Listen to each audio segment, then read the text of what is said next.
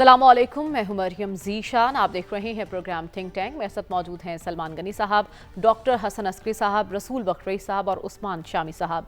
नाज़रीन, पाकिस्तान की जानिब से अमरीकी सदर डोनाल्ड ट्रंप को 2026 के नोबेल अमन इनाम के लिए बाज़ाब्ता तौर पर नामजद करने की सिफारिश कर दी गई है। इस हवाले से जो एलामिया जारी किया गया है उसमें लिखा गया है कि ये फैसला हालिया पाक भारत लड़ाई के दौरान अमरीकी सदर डोनाल्ड ट्रंप के फैसला कुन सिफारती मुदाखलत और कायदाना किरदार के एतराफ़ में किया गया है।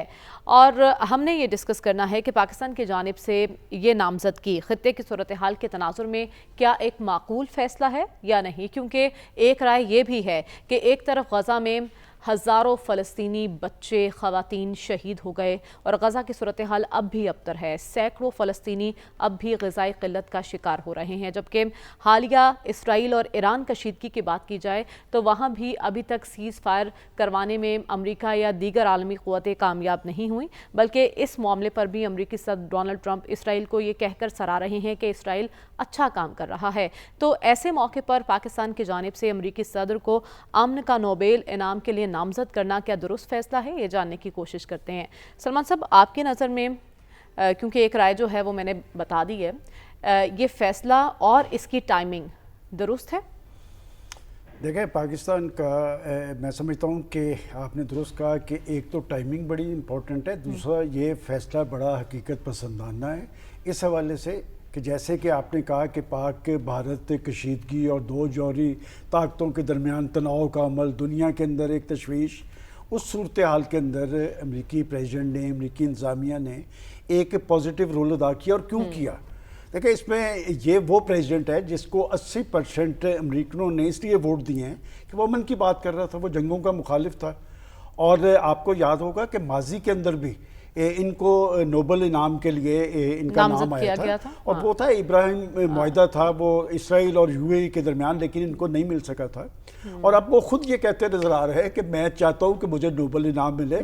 और आपने जब गजा 2024 में एक यूक्रेनी पार्लिमानी रुख ने भी इनको नामजद वहाँ पर भी ये सूरत हाल है, यहाँ पर भी। और मैं समझता हूँ कि पाकिस्तान ने क्यों किया है कि पाकिस्तान सफारती महाज पर बहुत बेहतर खेलता नज़र आ रहा है। और मैं ये समझता हूँ कि पाकिस्तान ने, रियासत पाकिस्तान ने, हुकूमत पाकिस्तान ने ये इक़दाम बर वक्त इसलिए किया कि अभी एक और महाज सरगर्म है और वो है ईरान और इसराइल का महाज।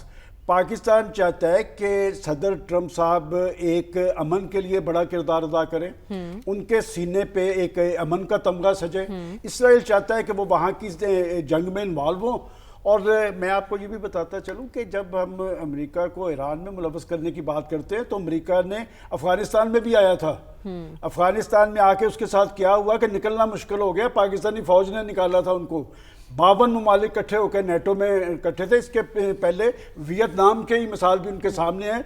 मैं समझता हूँ कि जिसने भी, मैंने कल तो बड़े मुताद अंदाज में कहा था ना कि हमारे आर्मी चीफ की मुलाकात के बाद अब तो साफ से पता चल रहा है कि किसने उनको ये बावर करवाया कि आप बराह रास्त वहाँ पर इन्वॉल्व ना हो।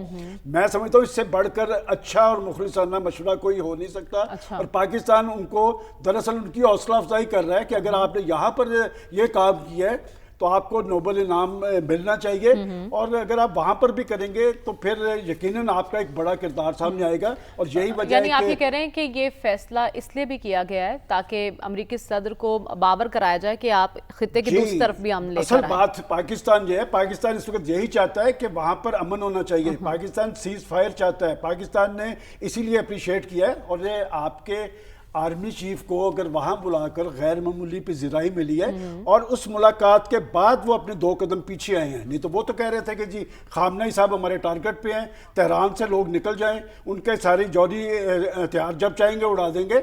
इसका मतलब अगर प्रेसिडेंट ट्रंप पीछे आए हैं तो किसी ने उनको ये मुखलिसाना मशवरा ज़रूर दिया है। उन्हें अपनी ही तारीख से आगाह किया है। तो मैं समझता हूँ कि पाकिस्तान ने इस खित्ते के हवाले से एक अमन को यकीनी बनाने के लिए एक इनिशिएटिव लिया है। और ये अगर मैं ये कहूँ तो इसमें मुझे कोई आर नहीं कि सफारती महाज पर एक छिक्का मारा है। ठीक है, तो डॉक्टर साहब आपको भी ऐसा लगता है कि सिफारती महाज पे बहुत अहम फैसला किया गया और इसके कुछ सिफारती समरात भी होंगे? देखिए, ये जो फैसला है इसकी 2 इंटरप्रिटेशन हो सकती हैं। पहली तो ये है, अंग्रेज़ी की टर्म है श्रूड डिप्लोमेसी। पाकिस्तान की तरफ से ये एक श्रूड डिप्लोमेसी है और इससे ट्रंप साहब को खुश रखना है। अच्छा। और ताकि وہ جو ساؤتھ ایشیا کے انڈیا پاکستان معاملات ہیں اس میں وہ ایکٹیو رہیں. اچھا. یعنی پاکستان چاہتا ہے کہ امریکہ کی سپورٹ سے ڈائیلاگ، انڈیا پاکستان کا ڈائیلاگ ہو، کشمیر پہ بات چیت ہو. تو اس طریقے سے پاکستان کا خیال یہ ہے کہ ٹرمپ کو انگیج رکھا جا سکتا ہے. پاکستان کا خیال پاکستان کے ٹرمپ خوش ہوں گے ہم سے؟ جی نہیں، اس فیصلے سے تو خوش ہوں گے. کسی نے ریکمنڈ کیا ہے نام جو ہے. دوسرا اس کا پہلو یہی ہے جو شروع ڈپلومیسی میں نے کہا ہے کہ اس سے انڈیا میں پریشانی پیدا ہوتی ہے. انڈیا یہ سمجھتا ہے کہ پاکستان ڈپلومیٹک لیول پہ اس قسم کے اقدامات کر رہا ہے جس سے پریشر انڈیا پہ پڑتا ہے. کیونکہ اگر امریکہ یہ کہتا ہے گفتگو کرو تو پریشر انڈیا پڑتا، اور انڈیا پہ اس لیے پڑتا ہے کہ انڈیا کہتا ہے جی یہ امریکہ کا رول نہیں تھا، یہ تو پاکستان ملٹری اور انڈین ملٹری کی آپس کی گفتگو سے سیز فائر ہوا ہے. جبکہ پاکستان نے کہا ہے، صدر ٹرمپ نے ایک دفعہ نہیں 10 دفعہ یہ بات کہہ دی ہے، لیکن انڈیا جو ہے وہ بات ماننے کو تیار نہیں ہوتا. تو ایک تو یہ ہے کہ انڈیا اس سے امبیرس ہوتا ہے، امریکہ سے تعلقات بہتر ہوتے ہیں کم از کم ٹرمپ کے ساتھ. ٹرمپ جو ہے وہ لگا رہے گا یہ جو ایشو ہے ساؤتھ ایشیا کا. لیکن اس کا دوسرا پہلو ہے. وہ کیا ہے؟ دوسرا پہلو جو ہے اس کے لحاظ سے یہ کہا جا سکتا ہے کہ یہ جو فیصلہ پاکستان نے کیا ہے یہ جلد بازی میں کیا ہے اور پری میچور ہے.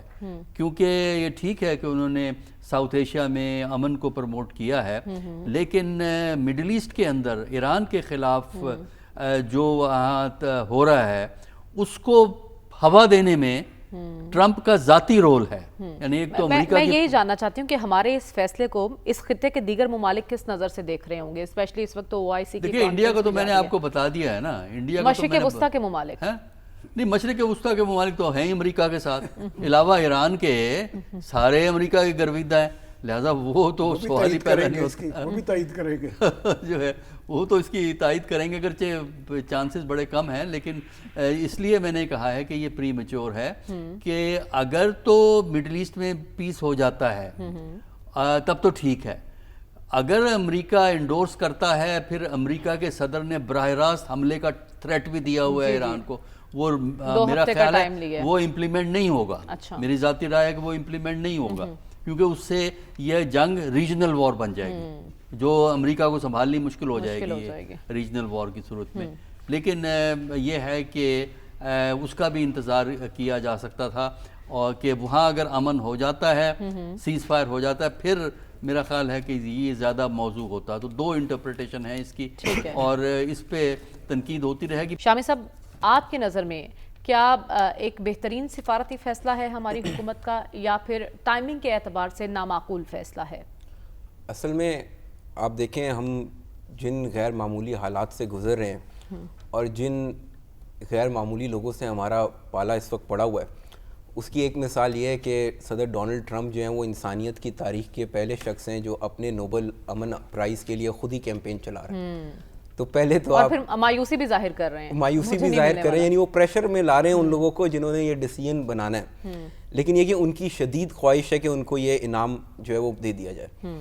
دوسری بات یہ، میں آج سوشل میڈیا دیکھ رہا تھا تو میں نے نوٹس کیا کہ پاکستان میں دو طرح کے لوگ ہیں جن کو جو اس فیصلے کی زیادہ اپوزیشن کر رہے ہیں سوشل میڈیا کے اوپر. پہلے وہ ہے جو کہ ہمیں کچھ مہینے پہلے بتا رہے تھے کہ جب ٹرمپ آئے گا تو ایک فون کال آئے گی اور سب معاملات جو ہے وہ ملک کا منظرنامہ بدل جائے گا، سب الٹا سیدھا ہو جائے گا، سیدھا الٹا ہو جائے گا. اور اب وہی لوگ کہہ رہے ہیں کہ ہم نے تو عدالتوں سے انصاف لینا ہے، ہمیں ٹرمپ بھی اچھا نہیں ملا. اب ان کو ٹرمپ نہیں اچھا ملا. اب وہ کہہ رہے ہیں کہ بھئی آپ ٹرمپ کے قریب کیوں رہے، تو آپ کو بڑا نقصان پہنچائے گا. ایک طرح کے لوگ یہ ہیں. دوسری طرح کے لوگ وہ ہیں جو حکومتی جماعت میں شامل ہیں یا ان کے اتحادی ہیں اور وہ موقع کی تلاش میں رہتے ہیں کہ کوئی ایسا موقع ملے تو ہم تھوڑی سی جو ایک پاپولیرٹی لوز کی ہے عوام کے اندر اس کو واپس حاصل کر سکیں. ایک بڑے معروف لیڈر ہیں، انہوں نے آج کہا کہ جسے چارہ ڈال رہے ہیں وہ کھائے گا بھی اور دولتی بھی مارے گا. تو یہ اب یہ دونوں جو گروپس ہیں ان کے یہ یعنی انٹرسٹ ہے، ذاتی مفاد ہے، جس وجہ سے یہ ہمیں کہہ رہے ہیں کہ بھئی ٹرمپ سے ذرا دور دور رہو. لیکن میرا خیال یہ کہ ہمارے جو پیش نظر کسی کا ذاتی یا کسی گروپ کا مفاد نہیں ہونا چاہیے، پاکستان کا مفاد ہونا چاہیے. اور جو تھیوری کی باتیں ہیں ساری وہ اپنی جگہ ہیں. پہلی بات تو یہ کہ جو امت مسلم اپنی ہماری مسلم امہ کے جو حالات ہیں وہ آج ہماری وجہ سے نہیں ہے. ہر ملک جو ہے وہ اپنے حالات کا ذمہ دار ہے. اس نے جو ماضی میں فیصلے لیے ہیں اور جو پالیسیز رکھی ہیں ان کے نتیجے میں آج وہ وہاں پہ کھڑا ہوا ہے جہاں پہ یعنی موجود ہے, اور باقی ساری دنیا کا یہی معاملہ ہے. تو اس لیے یہ ساری ذمہ داری ہمارے اوپر صرف عائد نہیں ہوتی کہ ہم نے جب کوئی فیصلہ کرنا ہے تو ہم نے پورے دنیا کے مفاد جو ہے وہ اپنے سامنے رکھنے ہیں. ہم نے پاکستان کا مفاد جو ہے وہ اپنے سامنے رکھنا ہے جب بھی ہم نے فیصلہ کرنا ہے. اور پاکستان کا مفاد اسی فیصلے اور میں یہ سمجھتا ہوں کہ پاکستان نے پچھلے 6 مہینے کے دوران اپنے سارے کارڈز جو ہے ڈپلومیٹک وہ بڑے اچھے پلے کیے ہیں. انہوں نے ٹرمپ کو جو ہے وہ کرپٹو ڈیل آفر کی ہے, انہوں نے منرل ڈیل آفر کی ہے, اپنا ٹیررزم کے خلاف ہم کوآپریٹ کر رہے ہیں اور ان سے کوآپریشن لے بھی رہے ہیں اور دے بھی رہے ہیں. اور اب جو ہے ہم نے دیکھا کہ صدر ٹرمپ جو ہے وہ شدید خواہش رکھتے ہیں کہ ان کو نوبل امن پرائز دیا جائے. انہوں نے ہمارے فیلڈ مارشل کو وہاں پہ بلایا, عزت دی, ان کی تکریم کی. تو یہ ہم نے بھی ان کو جو ہے تھوڑا سا آپ سمجھے ریسیپروکل عزت اور اعزاز ان کو دے دیا. دوسری بات یہ کہ میں یہ سمجھتا ہوں ذاتی طور پہ ہمیں کیا ملے گا, میں ایک بات اور کہ ذاتی طور پہ میں یہ سمجھتا ہوں کہ یعنی یہ جو ایران کے بارے میں ان کا جو اتنا ایگریسو پوسچر تھا یہ بھی ان کو شاید تھوڑا سا آپ کہیں کہ ڈبل مائنڈڈ کرے گا کہ یار یہ مجھے جو ہے لوگ امن انعام کی بات کرے تو میں پھر جنگ یا بم برسانے کی بات کرتے, تھوڑا سا شاید وہ ہچکچائیں. ہم ان کا ہاتھ نہیں روک سکتے. ہم امریکی صدر کی اگر کوئی فائدہ لینا ہے یا کسی کا فائدہ کرنا ہے تو تھوڑی سی خوشامد کر کے ہی کر سکتے ہیں, اور وہ ہم کرنے کی کوشش اپنے تئیں جو ہے وہ کر رہے ہیں. باقی آپ نے کہا پاکستان کو کیا فائدہ ملے گا, پاکستان کو تو فائدہ مل رہا ہے آلریڈی. سب سے بڑا فائدہ یہ مل رہا ہے کہ پاکستان اور امریکہ کا ایک موقف ہے جو ابھی جنگ گزری ہے اس کے حوالے سے, پاکستان بھارت کے جو معاملات تھے, اور بھارت جو ہے اس کا ایک دوسرا موقف ہے کہ حالات کیا ہوئے, کیسے جنگ بندی ہوئی. تو میرا خیال یہ کہ جو پاکستان نے جس خوبصورتی سے اپنے آپ کو ٹرمپ کے ساتھ الائن کیا ہے اپنے انٹرسٹ کو جو ہے سامنے رکھتے ہوئے, اس کو اپریشیٹ کیا جانا چاہیے. اور میرے خیال میں سارے کارڈز ہم ابھی تک ہم نے بڑے اچھے طریقے سے ڈپلومیٹکلی آپ کہہ رہے ہیں ہم نے اپنے تمام کارڈز بہت اچھے طریقے سے کھیلے ہیں اور شو کیے ہیں.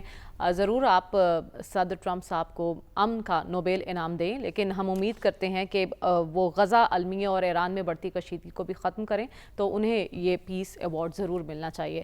ہمیں پروگرام میں آگے بڑھنا اور بات کرنی ہے ایران اسرائیل کشیدگی پر OIC اجلاس کے بارے میں. اسٹے ود اس.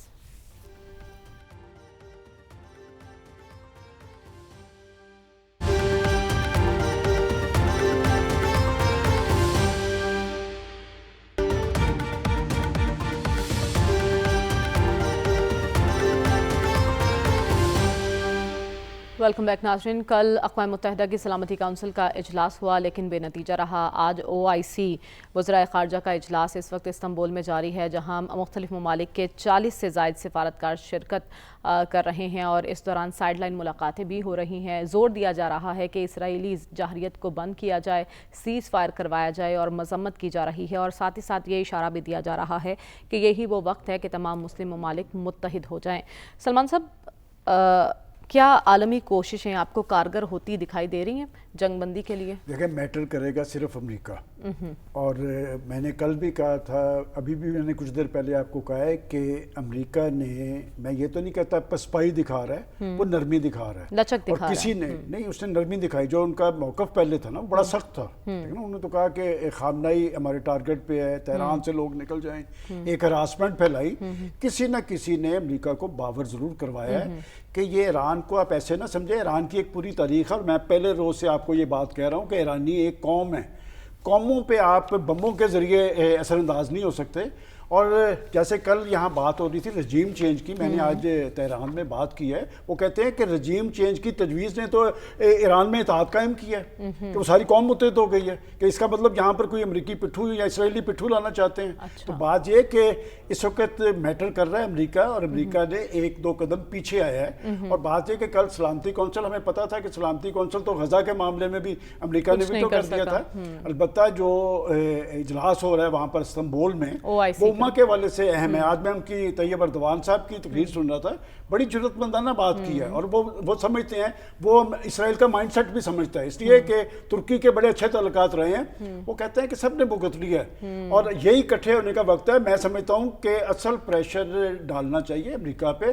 اور امریکہ, جب ہم سارے بیٹھ کے یہ کہہ رہے ہیں کہ جی وہ نوبل پرائز لینا چاہتے ہیں امن کا, تو پھر امن کے حوالے سے میں کہنا نہیں چاہتا, مجھے لگ رہا ہے کہ جس طرح پاکستان اور بھارت پہ دنیا کو تشویش اس لیے تھی نا کہ یہ جوہری طاقتیں تھیں, اور وہ اعلانیہ جوہری طاقتیں تو نہیں ہیں, لیکن دونوں کے پاس ہتھیار ہیں, دونوں ان کے حوالے سے ایک تشویش ہے. اور سب سے اہم بات یہ ہے اور اصل بات یہ ہے کہ انہوں نے تو سوچا بھی نہیں تھا, ان کا تو خیال تھا کہ چڑھ دوڑیں گے ایران پہ اور ایرانی آگے سے پسپائی اختیار کر لیں گے, سرنڈر اختیار کر لیں گے.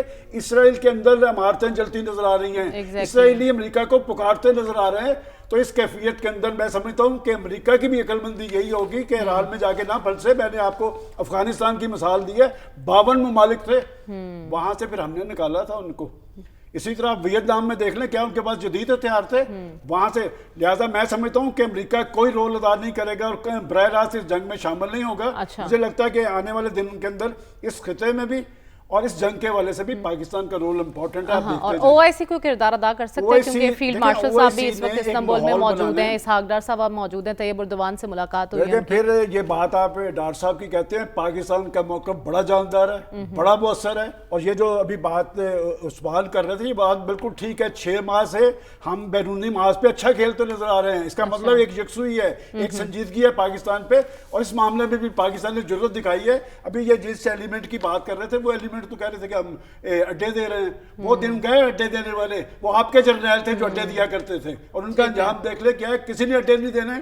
پاکستان اپنے موقف پہ قائم ہے, اور پاکستان کے سپہ سالار نے تاریخی ملاقات کے اگلے روز بھی کہہ دیا کہ ہم اس جارحیت کی مذمت کرتے ہیں, ایران کے ساتھ کھڑے ہیں, اور ایران نے اس میں سروائیو کرنا ہے. کرائسس میں قومیں کبھی نہیں مرتی, سروائیو کرتی ہے. پاکستان کا رول بڑا امپورٹنٹ ہے, اور امریکہ اس جنگ میں ملوث نہیں ہوگا. ٹھیک ہے, امریکہ ملوث نہیں ہوگا. لیکن ڈاکٹر صاحب ایک طرف او آئی سی کا وزرائے خارجہ کا اجلاس جاری ہے, دوسری طرف ہم دیکھ رہے ہیں برطانیہ نے ایران سے سفارتی عملہ واپس بلا لیا, اور سوئٹزرلینڈ نے تہران میں اپنا سفارت خانہ بند کرنے کا اعلان کر دیا ہے. یہ کس بات کا اشارہ ہے؟ دیکھیں یہ پریکاشنری میجرز ہیں نا, کہ خطرہ تو ہے نا کہ یہ وار پھیل سکتی ہے, اور اس کی وجہ سے یہ ہے, اگر فرض کیجئے امریکہ دخل دے دے تو بعد یہ پھر پھیل جائے گی, یہ پھر گلف سٹیٹس کو وقت پڑ جائے گا سارا کا سارا. تو میرا اپنا ذاتی خیال ہے کہ امریکہ اس میں ڈائریکٹ انوالو نہیں ہوگا. جو اس وقت اس کی پالیسی ہے, یعنی اسرائیل کو سپورٹ کرنے کی اور اسرائیل کو ہر چیز پرووائڈ کرنے کی, وہ جاری رکھے گا. اسرائیل کے حق میں بولے گا بھی, اسرائیل کی مدد بھی کرے گا, اور غزہ کے اندر بھی اسرائیل کی جو مجرمانہ پالیسیز ہیں ان کو سپورٹ جو ہے اسرائیل کا ہاتھ نہیں روکے گا امریکہ. نہیں, میرا خیال ہے اس وقت کوئی آثار نظر نہیں آ رہا ہے. جہاں تک او آئی سی کا تعلق ہے, دیکھیے او آئی سی میں تقریریں بڑی اچھی ہوئی ہیں, گرم گرم جوش والی محبت والی تقریریں ہوئی ہیں, لیکن صرف تقریروں سے مسئلہ حل نہیں ہوگا. جب تک یہ ممبران, اور ان میں خاص کر جو بڑے اہم ممبران ہیں, وہ کوئی ایسی عملی اقدامات نہیں اٹھاتے جس سے کہ امریکہ پہ ایک دباؤ بلڈ ہو, اس وقت تک او آئی سی میٹنگیں کرے گی نشستند و گفتند و برخاستند. یہ ہے او آئی سی کا فیوچر. عملی اقدامات کیا کرنے ہوں گے ڈاکٹر؟ عملی اقدامات یہ کریں کہ یہ امریکہ کو کہیں کہ ہم اپنے ایمبیسڈرز امریکہ سے وڈرا کر لیں گے اگر امریکہ اس میں سیز فائر نہیں کرواتا. اس کا مطلب یہ نہیں ہوتا کہ آپ ڈپلومیٹک ریلیشن ختم کر رہے ہیں, ڈپلومیٹک ریلیشن موجود ہیں, آپ ریلیشن شپ کو ڈاؤن گریڈ کر دیتے ہیں کہ ایمبیسڈر کو وڈرا کرتے ہیں. جس طرح انڈیا پاکستان کے درمیان ڈپلومیٹک ریلیشن ہیں, لیکن وہ ہائی کمشنر لیول نہیں ہے. ہائی کمشنر ان کا بھی واپس آیا ہوا ہے, ہمارا بھی واپس آیا ہوا ہے. تو اس طرح ان کو یہ کہنا چاہیے کہ ہم ایمبیسڈرز جو ہیں وڈرا کر لیں گے, اور آپ یہ جنگ بند کرائیں. تو اس طریقے سے ہے یہ طریقہ کار. تو اس سے ایک آپ ڈپلومیٹک پریشر جو ہے وہ بلڈ کریں گے. ورنہ اگر یہ جنگ پھیلتی ہے, یہ عرب ملک جو امریکہ کے اتنے شناخواں بنے ہوئے ہیں, ان کو سب سے زیادہ نقصان ہوگا. سب سے زیادہ یہ جو گلف سٹیٹس ہیں یہ زد میں آئیں گی اگر یہ جنگ پھیلتی ہے. اور سعودی عربیہ تو پھر بھی ذرا سائڈ پہ ہے, گلف سٹیٹس تو بالکل سامنے ہے. نقصان نہیں ہوگا, یہ اس کے اتحادی ہیں. کس کے؟ جن عرب ممالک کی آپ بات کر رہے ہیں, یہ امریکہ کے تو اتحادی ہیں. ابھی سب ان کے ساتھ ہی ہیں. اب دیکھیں نا, مڈل ایسٹ میں علاوہ اس کے ایران کے, اور عراق کو کہہ لیجئے, عراق میں امریکی فورسز موجود ہیں. آپ ایران کے علاوہ سارے اسرائیل کی وجہ سے وہ سب کو ناراض کر لے گا. نہیں, میرا اس لیے میں کہہ رہا ہوں کہ وہ جنگ میں اٹیک نہیں کرے گا, کیونکہ اس سے تنازعات کے پھیلنے سے مسائل بڑھتے ہیں, ٹھیک ہے. سچویشن ان مینیجبل ہو جائے اور اس گی. بارے میں انتونیو گوترس نے بھی کہا کہ ایک دفعہ اگر صورتحال کنٹرول سے باہر ہو گئی تو پھر اس کو کنٹرول کرنا سب کے لیے مشکل ہو جائے گا, بلکہ ناممکن ہوتا بھی دکھائی دے گا. رسول بخش رئی صاحب, آپ کی نظر میں فرانسیسی صدر کا ایرانی ہم منصب سے رابطہ ہوا, ٹیلی فونک رابطے میں انہوں نے ایران جوہری ہتھیار حاصل نہیں کرے گا اس بات پر زور دیا ہے. یورپ سے کیا کوششیں ہو رہی ہیں سیز فائر کے لیے؟ دیکھیں, جو دو باتیں ہو رہی ہیں, یہ باتیں جب یورپی فارم منسٹرز تھے وہ اور ایران کے وزیر خارجہ کے ساتھ ان کی بات چیت ہوئی ہے, اور اس سے پہلے G7 میں اور جو یورپی ممالک ہیں وہ یہ بات کر رہے ہیں کہ ایک چیز کو اگر ہم طے کر لیں کہ ایران کبھی بھی جوہری ہتھیار نہیں بنائے گا تو پھر یہ حملے بند ہونی چاہیے, سیز فائر ہونی چاہیے, ایران کے اوپر پابندیاں ختم ہونی چاہیے, اور یہ جو خط ہے رجیم چینج کرنے کا وہ ختم ہونا چاہیے. ایک بات طے ہے کہ جو اس وقت اسرائیل اور امریکہ کی اور یورپ کے کچھ ممالک کی جو حکمت عملی ہے وہ یہ ہے کہ یہ ایران اگر مذاکرات کی میز پر نہیں مانتا کہ اس کا ایٹمی پروگرام مکمل طور پہ ختم ہو تو اس کو پھر بزور طاقت تباہ کر دیا جائے. اچھا, یہ بالکل اس کے اوپر ان کی کنسنسس ہے, ہم جو بھی بات کرتے رہیں. دوسری بات جو ہے جس کے اوپر کے اختلافات ہیں وہ یہ ہے کہ کیا یہ موجودہ جو ریاستی نظام ہے وہاں پہ قائم رہنا چاہیے یا اس کے متبادل کوئی لانا چاہیے, اور اس کے لیے طریقہ کار کیا ہونا چاہیے کہ اگر آپ طاقت کے ذریعے حکومتیں تبدیل کرتے ہیں جس طرح لیبیا, عراق, شام اور جگہوں پہ ہوا, افغانستان, تو پھر وہاں پہ حالات کو کنٹرول کرنا ناممکن ہو جائے گا. ٹھیک ہے, تو یہ باتیں ہو رہی ہیں, لیکن میرا خیال یہ ہے کہ OIC کی میٹنگ انتہائی اہم ہے, ہونی چاہیے تھی کہ کم از کم بات تو کرنی چاہیے, اکٹھا تو ملنا چاہیے, اور انفرادی طور پر جتنا اثر سعودی عرب کا ہے, قطر کا ہے, UAE کا ہے اور ترکی کا ہے, مصر کا ہے, اردن کا ہے, کسی اور ملک کا نہیں ہے. ان کی بات وہ بھی تو آپ کو لگتا ہے OIC کا پریشر کارگر ہو سکتا ہے؟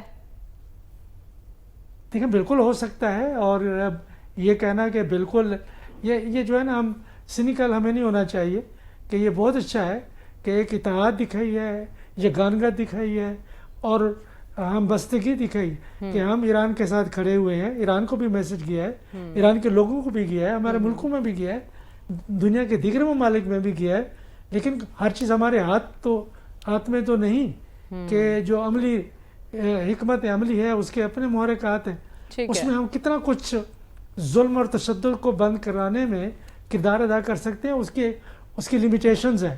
لیکن یہ بہت اچھا ہوا ہے, لیکن دیکھتے ہیں کہ کیا اس کا اثر آگے چل کے ہوتا ہے یا نہیں. اس کے بارے میں ہمیں یہ کہنا ہے کہ بالکل کچھ نہیں ہوگا, یہ درست نہیں ہوگا. انفرادی طور پر سارے ممالک کوشش کر رہے ہیں کہ یہ جنگ ختم ہو, غزہ میں جنگ بندی ہو جائے, امن اور امان ہو, لیکن اس وقت اصل مسئلہ ہے کہ واشنگٹن میں جو بندہ بیٹھا ہوا ہے اس کا مزاج, اس کے نظریات, اس کی سیاست اور اس کا امریکی مفادات کا تعین, یہ تمام چیزیں آ رہی ہیں. تو واشنگٹن کو کب ریئلائز ہوگا اور اس کو کس حد تک پریشرائز کیا جا سکتا ہے, کیسے کیا جا سکتا ہے؟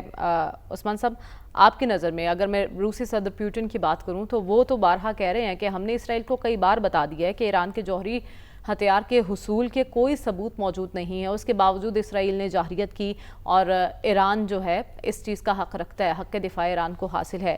اس ساری سچویشن میں ایک تو OIC کا کردار اور مغرب کتنا سنجیدہ آپ کو دکھائی دے رہا ہے سیز فائر کی کوششوں میں؟ اصل میں اگر ہم اس موضوع پہ ایک آنیسٹ ڈسکشن کرنے کے لیے بیٹھے نا, تو پہلا سچ جو ہم سب کو تسلیم کرنا چاہیے وہ یہ ہے کہ دنیا کا کوئی ملک اس وقت میرے سامنے تو نہیں ہے کہ چاہے وہ اسلامی ہے یا غیر اسلامی ہے, ان کے یہاں یہ کنسنسس نظر آتا ہے کہ ایران کے پاس ایٹمی ہتھیار نہیں ہونے چاہیے. تو یہ بات تو پہلے ہمیں تسلیم کرنی چاہیے کہ اس موقف کا کوئی حامی ملک جو ہے وہ موجود نہیں ہے کہ ایران کو کوئی ایٹمی ہتھیار بنانے کا حق حاصل ہے. تو اسی جو ہے وہ پس منظر میں آپ کو ساری چیزیں دیکھنی چاہیے. تو اب یہ جو ساری ایک جنگ لگی, آپ کو یاد ہوگا لاسٹ ویک ہم نے کہا تھا کہ اگر یہ تھوڑا طویل ہوتی ہے اور ایران کھڑا رہتا ہے, ایک دم کولیپس نہیں ہوتا اس کا اسٹرکچر, تو یہ ایران کو فائدہ ہوگا. اور اس کا فائدہ جو ہے وہ ایران کو سب سے بڑا یہ ہے کہ بظاہر یہ لگ رہا ہے کہ ان کی گرفت جو ہے وہ اپنے سسٹم کے اوپر موجود ہے اور کوئی ان کو نظام کو کوئی امیجیٹ تھریٹ نہیں ہے. اب مسئلہ یہ کہ یہ مسئلہ حل کیسے ہوگا. تو آج جو ہے انہوں نے جرمنی، فرانس اور UK جن کو E3 بولتے ہیں، انہوں نے ایران کو ایک نیگوشیشن پیکج آفر کیا ہے جس کے اندر 2 سب سے بنیادی باتیں ہیں. اس کی ہے نیوکلیئر ڈس آرمنٹ کہ وہ نیوکلیئر پروگرام پرسیو نہیں کریں گے، اور دوسرا ہے کہ میزائل پروگرام کو ریسٹرکٹ کر دیا جائے. ان دونوں کے اوپر ایران نے بولا ہے کہ ہم اس کو مسترد کرتے ہیں اور نیوکلیئر ڈس آرمنٹ کا سوال ہی نہیں ہے، لیکن ہم تہران جا کے اس مسئلے کے اوپر مشاورت کر کے اور پھر باضابطہ جواب دیں گے. میرا خیال یہ ہے کہ ایران کو بھی جو ہے وہ زمینی حقائق کا ادراک کرنا چاہیے، کیونکہ یہ سلسلہ آلموسٹ کوئی 40-45 سال سے شروع ہوا ہے. یہ خبریں آتی ہیں کہ ایران جو ہے وہ ایٹمی ہتھیار بنا رہا ہے. دوسری طرف اس عرصے کے دوران بظاہر یہ لگتا ہے کہ ایٹمی ہتھیار تو ایران نہیں بنا سکا ابھی تک، اور اب ان کا آفیشیل موقف یہ ہے کہ ہم تو ایٹمی ہتھیار بنانا ہی نہیں چاہتے. تو جب بنانا ہی نہیں چاہتے تو پھر اگر یہ پیشکش کی جا رہی ہے تو اس کے اوپر گفتگو کر لی جائے، اور اگر وہ ایگری کر جاتے ہیں تو اس کے اوپر لیکن جو شرائط لگائی جا رہی ہیں وہ تہران کے لیے قابل قبول میں کہہ رہا ہوں کہ اس میں جو انہوں نے شرائط لگائی نا، یہ تو نیگوشیشن کا آغاز ہے. بنیادی شرط صرف ایک ہی ہے، وہ ان کا نیوکلیئر پروگرام ہے. اگر وہ اس کے اوپر یعنی کوئی کمپرومائز کر لیتے ہیں، جو کہ اب میرے خیال میں کر دینا چاہیے نا، کہ اگر آپ دیکھیں آپ 4 دہائیوں میں نہیں بنا سکے یا تو بنا لیتے تو یہ مسائل نہ ہوتے. کوئی دنیا میں کوئی آپ کی ڈپلومیٹک سپورٹ اس چیز کی موجود نہیں ہے، تو پھر کوئی ایسے منظر نظر نہیں آتا کہ ایران اس میں کامیاب ہو جائے. تیسری بات جہاں تک امریکہ کی ہے، تو لاسٹ ویک بھی میں نے کہا تھا امریکہ نہیں چاہے گا کہ اس کو ڈائریکٹلی اس جنگ میں انوالو ہونا پڑے اور وہ خود بمباری کرے وہاں پہ. اس کی ایک اور بات ہے، آج قطری فورن منسٹر کا بیان ایک آیا ہوا ہے جس کے اندر انہوں نے کہا کہ اگر یہ بشہر میں میرے خیال میں کوسٹ کے اوپر ایک نیوکلیئر پلانٹ ہے، اگر یہاں آپ بمباری کریں گے تو یہ تابکاری جو ہے وہ پھیل جائے گی پانی کے اندر، اور UAE، کویت اور قطر تینوں کے پاس پینے کا پانی بھی نہیں ہوگا. چوتھی بات ہے کہ جہاں تک پاکستان کے کردار کا تعلق ہے، تو جب ٹرمپ نے کہا ملاقات کے بعد کہ یہ ایران کو ہم سے بہتر جانتے ہیں، تو اس کا مطلب ہے کہ ہم نے انہیں ایران کے اوپر کوئی بریفنگ دی ہے اور اس کا کوئی نہ کوئی اثر بھی ہوا ہے. پھر دوسری بات، جس طرح ہم ابھی بات کر رہے تھے کہ ہم نے ان کو جو نامینیٹ کیا ہے پیس پرائز کے لیے، تو آپ دیکھیں 2 طریقے امریکہ کے ساتھ ڈیل کرنے کے اس وقت، کہ یا تو ہم ایک جذباتی ہو جائیں، ان کو للکارے ماریں اور کہیں کہ آ جاؤ پڑ جاؤ، تو وہ تو ہمارے اندر کوئی نہ معاشی طاقت ہے نہ عسکری طاقت ہے ایسا کرنے کی. ہم انڈیا کے ساتھ تو لڑ سکتے ہیں، امریکہ کے ساتھ نہیں لڑ سکتے.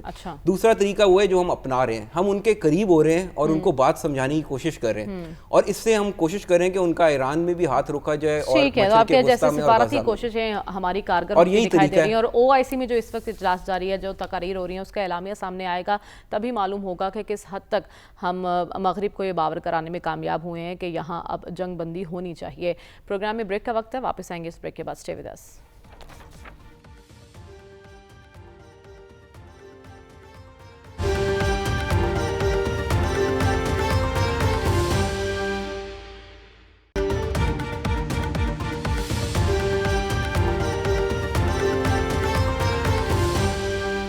ویلکم بیک ناظرین. عید سے پہلے پاکستان تحریک انصاف سڑکیں گرم کرنے کا ارادہ رکھتی تھی، لیکن عید کے بعد اس تحریک کو التوا کر دیا گیا، جو کہ ایک اچھا فیصلہ ہے، اس کو سب نے سراہا. لیکن اس کی وجہ کیا ہے، اور اس کے فوری بعد ہم تازہ ترین ڈیولپمنٹس کی بات کریں تو اس وقت بیرسٹر گوہر عمر ایوب، علی بخاری سمیت شعیب شاہین اور شاہ محمد قریشی صاحب کی ضمانت منظور ہو گئی. اور پھر بیرسٹر گوہر کے موقف PTI کا موقف اس کو کہا جا سکتا ہے، جس میں ایک تبدیلی آئی ہے. وہ کہتے ہیں کہ رہائی سے متعلق ہم عدالتوں سے رجوع کریں گے، ہمیں اب عدالتوں سے انصاف کی امید ہے. یہ وہی رہنما ہے جو پہلے کہتے تھے کہ ہم عدالتوں سے بھی مایوس ہو چکے ہیں. تو اس دوران ایسا کیا ہوا ہے، کیا ڈیولپمنٹس ہوئی ہیں کہ PTI کے موقف میں لچک آئی ہے، جاننے کی کوشش کرتے ہیں. سلمان صاحب، تحریک کے التوا کی وجہ کیا ہے؟ دیکھیں، آپ نے تو بڑی عید کی بات کی ہے، یہ معاملہ چھوٹی عید سے پہلے کا شروع ہے. میں آپ کو مسلسل یہ کہہ رہا تھا یہ کچھ نہیں کریں گے. بات یہ کہ یہ جو سیاست اور اہل سیاست جو ہوتے ہیں، ان کی اصل طاقت جو ہوتی ہے یہ عوام ہوتے ہیں. یہ عوام کی تائید اور حمایت کو بروئے کار لاتے ہیں ان کے مسائل کے حل کے لیے. آپ اگر اپنی ساری سیاست کو صرف آپ کسی کی رہائی کے ساتھ منسلک کریں گے، ان کے مفادات کے ساتھ منسلک کریں گے تو کٹ جائیں گے. میں یہ نہیں کہنا چاہتا کہ وہ ریلیونٹ ہو گئے ہیں اس ساری صورتحال کے اندر. اس وقت سیاست ویسا ہی پیچھے آئی ہے، چونکہ ایک نئی صورتحال غالب آئی ہے، اور یہ نہیں کریں گے. دیکھیں، میں نے آپ کو نام لے کے کہا، مجھے اچھا نہیں لگتا، وہ بڑے میرے لیے قابل احترام ہیں، قانون دان ہیں. میں نے آپ کو کہا تھا کہ وہ کبھی بھی سڑک پہ آ کے نہیں کھڑے ہوں گے. اچھا، میں نے نام لیے تھے نا.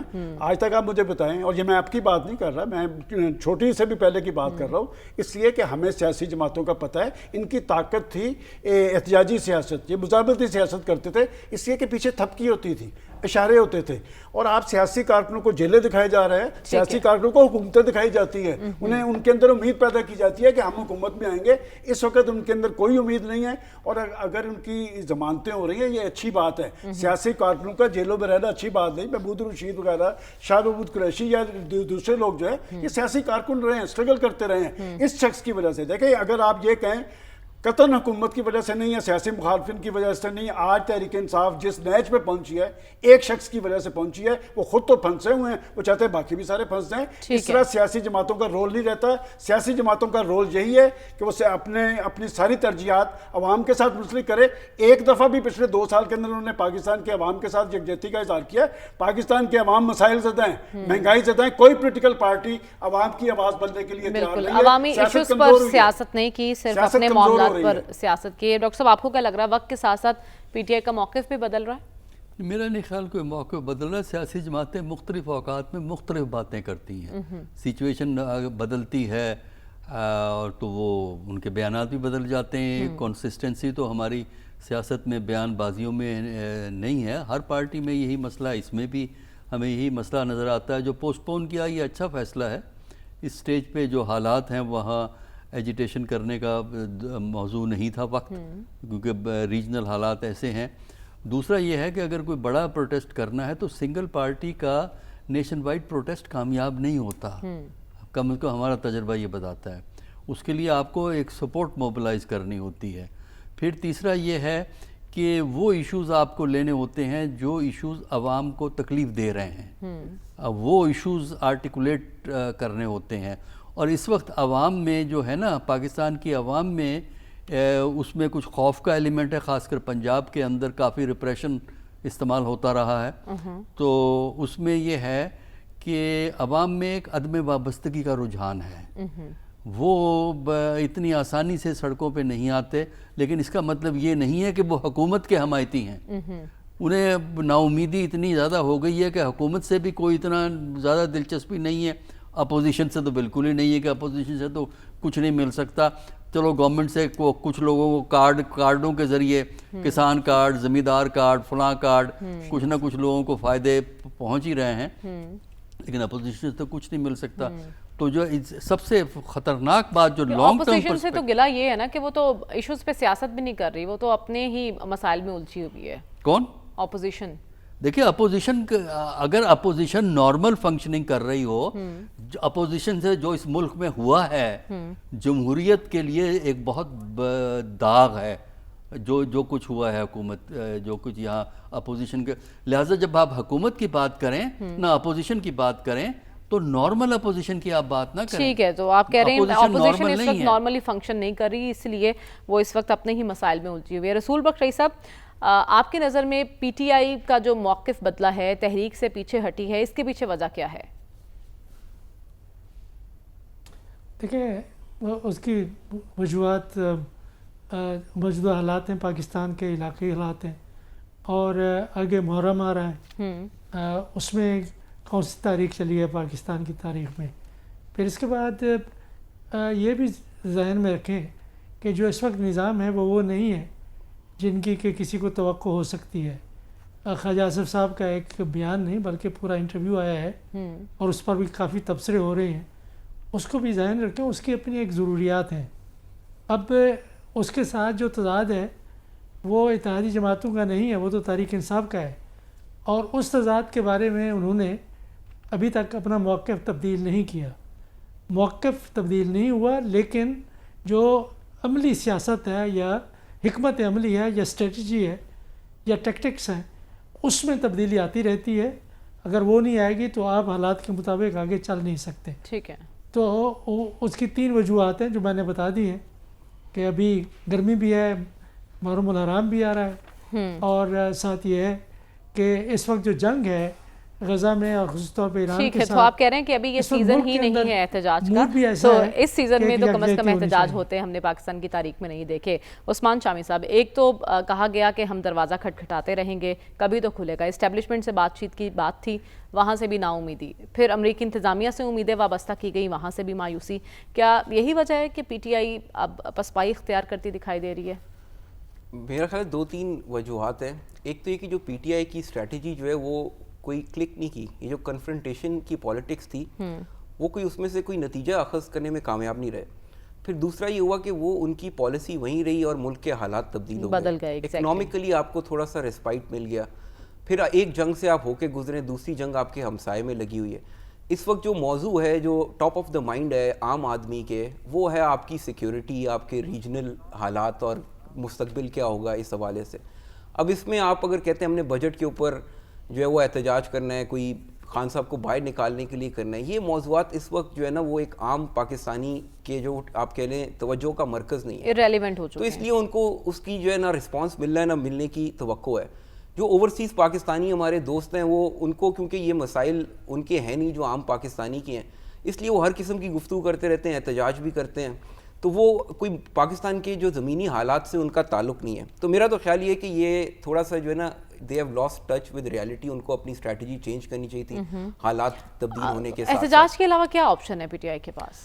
آپ دیکھیں آپشن تو شروع سے تھا, جیسے انہوں نے کہا کہ ابھی تک کسی اپوزیشن کے ساتھ ایسا سلوک نہیں کیا گیا, تو کسی اپوزیشن نے بھی آج تک ایسا سلوک نہیں کیا اسٹیبلشمنٹ کے ساتھ یا ملک کے ساتھ کہ جس طرح جو ہے 9 مئی کا واقعہ ہوا. تو میرا خیال یہ کہ ان کو یہ بات تو ترک کر دینی چاہیے کہ کانفرنٹیشن سے کوئی نتیجہ نکلنے کی امید ہے, اور مذاکرات جو ہے وہ کرنے چاہیے اور کوشش یہ کرنی چاہیے. مذاکرات کی کوشش تو ہوئی تھی لیکن وہ میرے خیال میں اگر وہ اپنا پوسچر تھوڑا سا نارملائز کر لینا, کیونکہ ادھر وہ مذاکرات کی بات کرتے ہیں, ادھر امریکہ میں لوگ جو ہے ان کو یعنی باہر اور جس طرح کی گفتگو وہ کرتے ہیں, میرا نہیں خیال اس کے اندر کوئی بھی سیریس مذاکرات ہو سکتے ہیں. لیکن اگر وہ تھوڑی اپنی اسٹریٹجی چینج کر لیں اور اس بات پہ یکسو ہو جائیں کہ ہم نے کوئی راستہ نکالنا ہے سسٹم کے اندر, تو پھر وہ راستہ نکل آئے گا میرے خیال سے. آپ کو لگتا ہے پی ٹی آئی میں ایسے لوگ موجود ہیں جو راستہ نکالنا چاہتے ہیں؟ کثیر تعداد میں موجود ہیں, لیکن اصل میں جو لوگ ملک سے باہر بیٹھے ہیں ان کو کوئی دلچسپی نہیں ہے راستہ نکالنے میں, تو ایسی صورت میں نہیں نکلے گا. لیکن جو ملک کے اندر لوگ موجود ہیں, جو جیل کے باہر قیادت ہے, اس میں کوئی دم خم آپ کو دکھائی دے رہا ہے کہ کوئی راستہ نکال سکے؟ میرا خیال یہ ہے کہ اگر یعنی جو ملک کے باہر سے جو مداخلت ہے اگر وہ بند ہو جائے تو خان صاحب بھی میرے خیال میں اس بات پہ مائل ہو جائیں گے کوئی راستہ نکالا جائے, اور جو باقی قیادت موجود ہے وہ میرے خیال میں آلریڈی دے آر ولنگ کہ کوئی بات اس طرح. خان صاحب کو اپنے اصل کی طرف لوٹنا پڑے گا. گنڈا پور صاحب کو کچھ امپورٹنٹ ٹاسک تو دیے گئے تھے لیکن وہ بھی کامیاب نہیں ہوئے. گرینڈیور میں کہ میں اپیل دوں گا اور ڈالر آنا بند ہو جائیں گے, لوگ باہر نکل آئیں گے سڑکوں پہ, اس سے باہر نکلنا ہوگا. اس سے جب جس دن وہ باہر نکلیں گے اور ایک سیریس جو ہے وہ ریالٹی بیسڈ جو ہے وہ ڈسکشن ہوگی. شاہ محمود قریشی صاحب کی ضمانت سے کوئی تبدیلی آئے گی؟ اصولاً تو آنی چاہیے. نہیں, ان کی ضمانت تو ویسے اگر وہ باہر آ جائیں تو پھر میرے خیال میں آنے کی امید تو ہے. ٹھیک ہے, پھر امید رکھی جا سکتی ہے. اس کے ساتھ ہی پروگرام کا وقت ختم ہو جاتا ہے. ہمیں اجازت دیجیے. اللہ حافظ.